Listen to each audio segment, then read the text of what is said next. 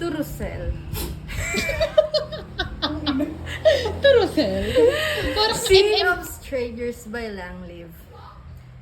The Chosen. The chosen one.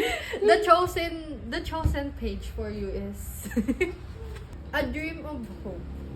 Last night, I slept for the first time since you left. And I dreamed about two. Wala! OMG! Name that. Okay. Ulitin. A Dream of Hope. Last night, I slept for the first time since you left. And I dreamt about... Gem? And I dreamed about... Ewan ko, ano ba? Dream? Dreamt. Ay, ano ba yun? Dreamt. Oh, tama naman Ano ako gem? And I dreamt about... Wala, ulitin mo. Ang daming patalas. Tas, hindi po ito matatapos. Game. A Dream of Hope. Last night? Feeling ko memorize ko yung first line. Ito na talaga. Last night, I slept for the first time since you left. And I dreamt about two suns in an apocalyptic sky. One edged. Ang hirap naman mag-convert! Ang hirap naman kasi nung ano. Ng mga words. Paano Ulit. basahin?